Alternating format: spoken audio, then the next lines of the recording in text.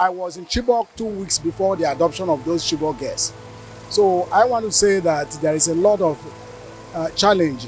I have a sister-in-law whose whose daughter was also adopted. Her name is Maida. So since then, we've not heard from her. And the father eventually had passed on because of heartbreak. So it is difficult to believe that they will come back. Even if they come back, they may, as at this time, grown up with issues.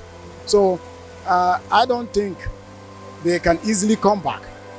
But the point here is that there is an obvious thing to say, that there are some compromise on the part of the people who call themselves leaders over what happened. You know, the government is in the know of whatever is happening. And just as I said, you see, if the government wants them to be released, they will be released. It's like the government has two-faced. They are doing what we don't know. They are planned. They are planning what other Nigerians do not know. They have two plans. One, they show us one, and the other one, they keep it to themselves.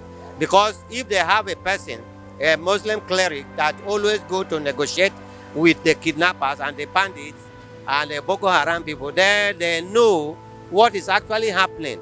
And if they actually want to release them, they can release them. They are named their price, and they know where they are. If it's on maybe any other crime, they will have to take the sheikh, who always know their hideout, to go and negotiate on behalf of the government. So if they still have hope. But if the government can decide to, relieve the hope or dash their hope. Looking at the mode of adoption and kidnap in Nigeria, ransom has become the issue. Before now, the difference between the Chibok and this train is that the Chibok was politically influenced, but the recent one is for economic purpose. Some people want to make money out of it. We have gotten to the point where kidnap becomes a commercial thing, where people make money out of it. So the chances of them being released is there. If they can negotiate with the person who will adopt them, it is possible they will be released. So I want to give hope to those who are the owners of these people. There is a possibility that they can be released, but the government have to intervene, because eventually they will ask for ransom. And if government pay, they might be released. That's what I think. So I am sure the chances of the Chibok people is dying down, but these people, they still have a higher hope. If government do the needful, surely they can get, there will be hope for them. Yeah. Request for 100 million from government now. So let's see if maybe they provide this. Maybe they can use them. You can't compare with Abuja Chibok girls. It's different. The ball game is different. Now they come out and say the government should give them 100 million. So let's wait and see the game. So that's it. Yesterday I heard from President that it told security that they should try by all means to release them. For me, I was surprised. I thought those people has been released all this while. I don't know what our security is doing. So for security, for me, they have become a perpetual failure since all this while. So there's going to work hard to get all those people back. Well, first of all, as a believer, we still have hope.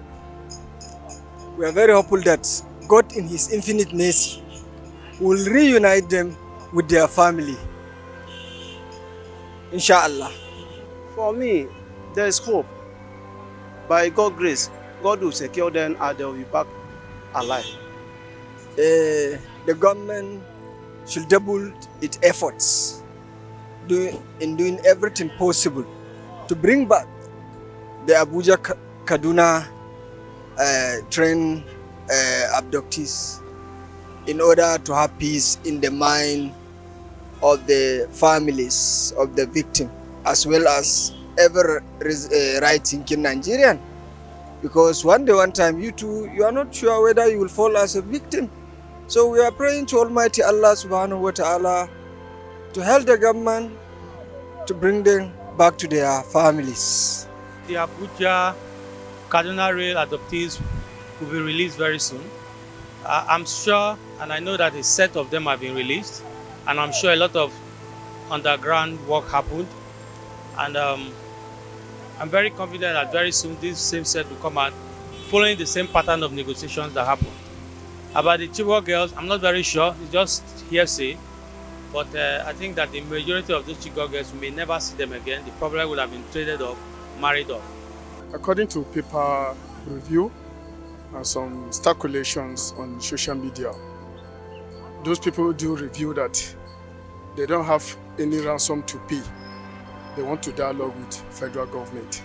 I think if a group of people are saying so, there will be an hidden issues between them and federal government.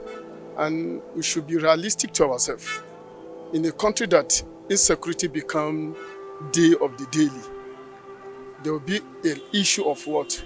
Unemployment and politicalizations. If I use the word politicalization, we are talking about the systems. The system, is it free and fair? The system in all aspects of security, is it well defined? If such thing cannot be identified, there will be insecurity in a nation. Because any nation that the fairness, transparency, insecurity will not be the objective. Yeah.